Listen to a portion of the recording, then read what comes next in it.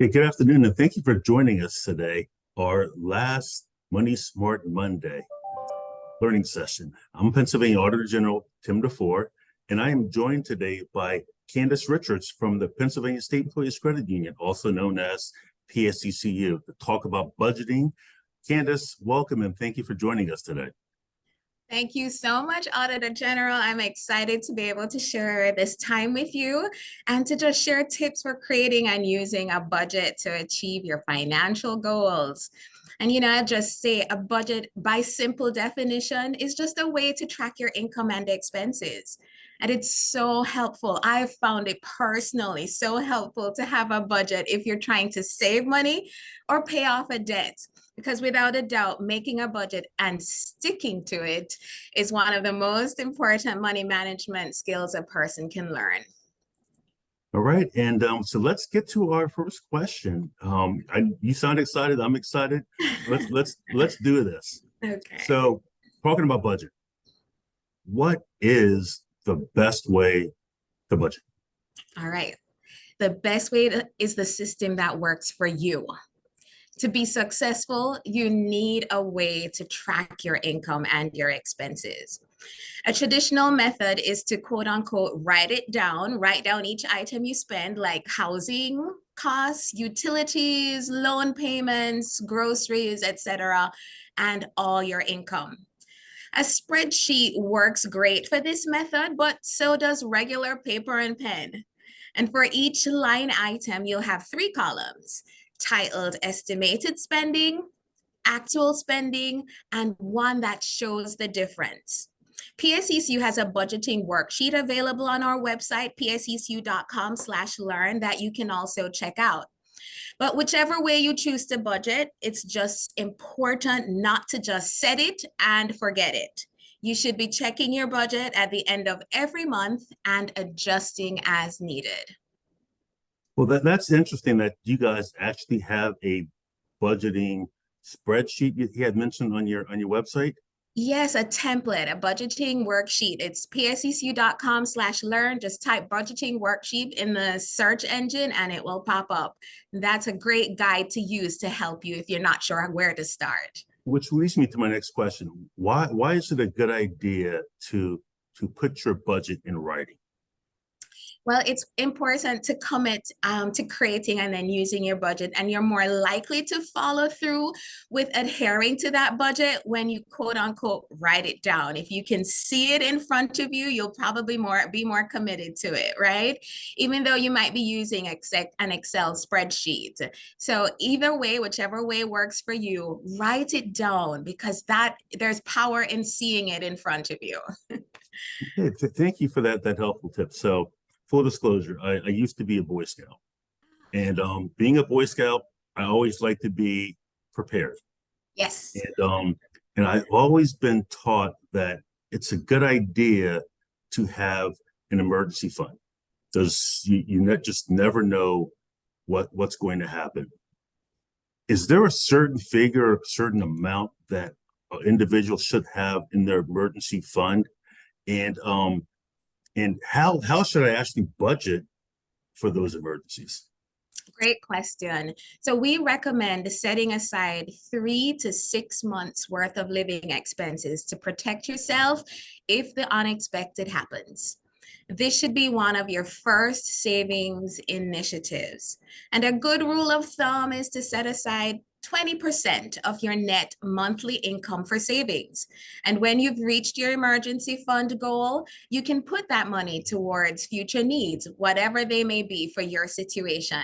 And PSECU has numerous short and long-term savings products like money market accounts and certificates, which some folks may know as certificates of deposits, that may be appropriate for you and your savings goals. And now is an excellent time to save if you've not started doing that already.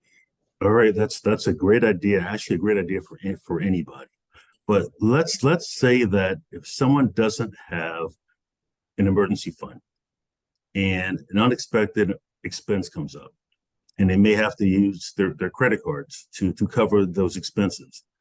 Is there anything that you can charge your your credit cards to do? How do you pay off those credit cards when that does in fact happen? Can you talk about how to be responsible for and manage credit card debt? Should you pay off highest interest rates um, credit cards first, or the lowest balances first? Okay, and that's an important question. And my answer is, in the end, it comes down to personal preference and your individual circumstances.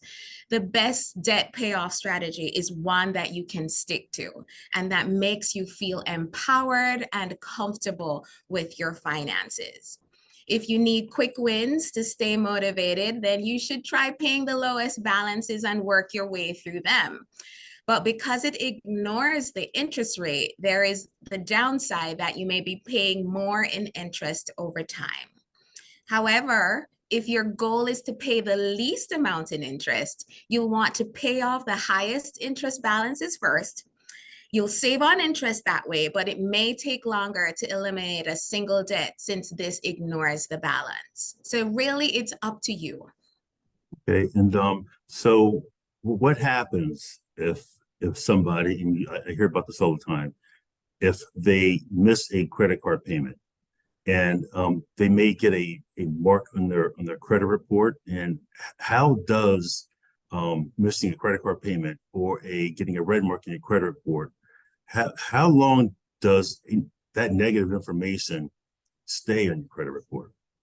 The longest negative information can stay on your report is generally 7 years.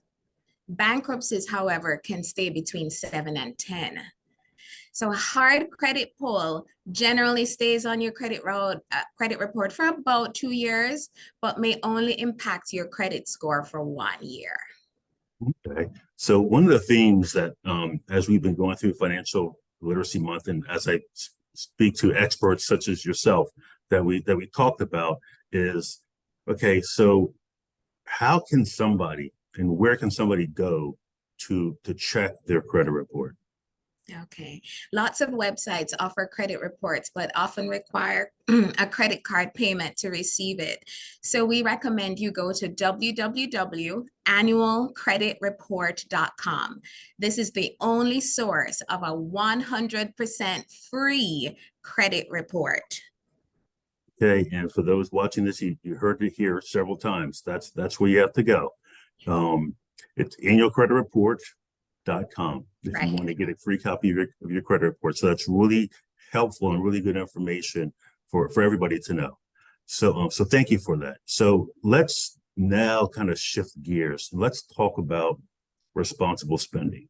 Mm-hmm. So what tips do you have for adults, young adults, and average everyday persons?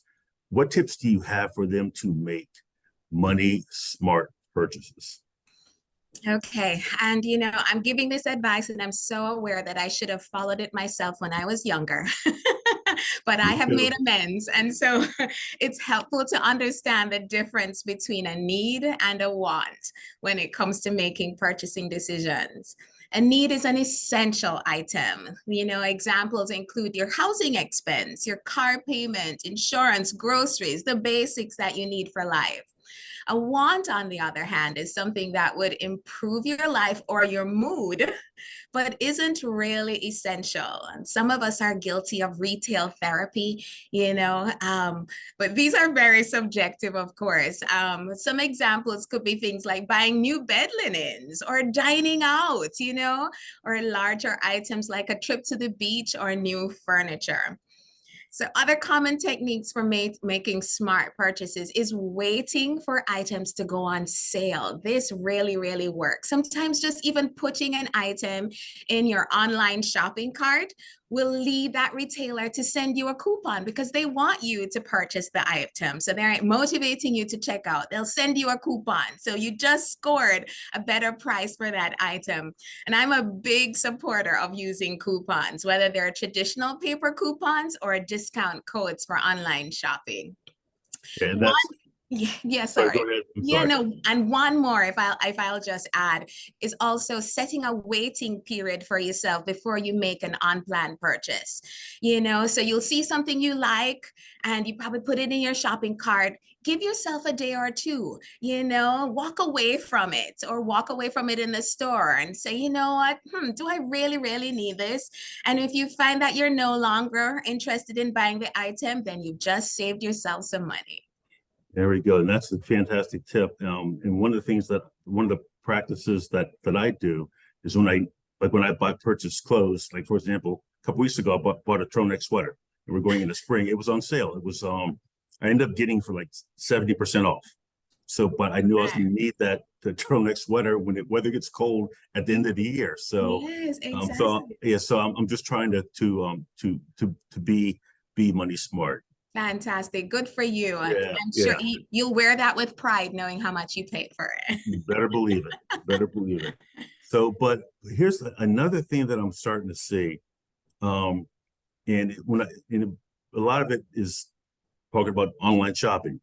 So we see the buy now, pay later, which is something I really don't know about. See the buy now, pay later option. Is something like that, is that really worth it? So yes, that option can be really appealing. If you're considering using a buy now, pay later service, I would recommend giving thought to whether or not this might lead to overspending, right? Because remember, we have a budget that we're trying to stick to.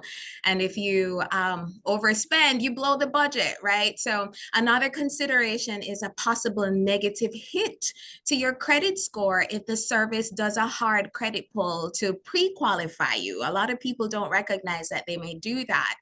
So if these points make you a little nervous about using a buy now, pay later service, you can use your debit or credit card, because those help you to stay within the limits of the cash that you have available or your available credit rather than adding on new lines of credit that may become difficult to manage later on. So thank you so much for that information.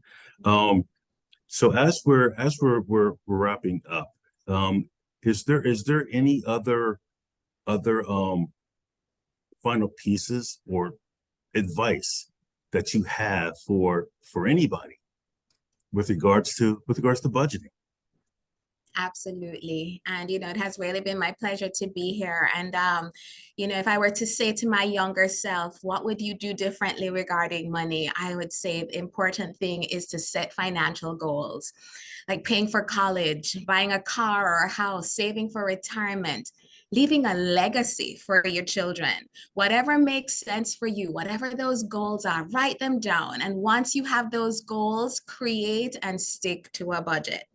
When you're tempted to stray from your budget, because we all get tempted from time to time, just think back on those goals and whether the decision you're about to make gets you closer or further away from them.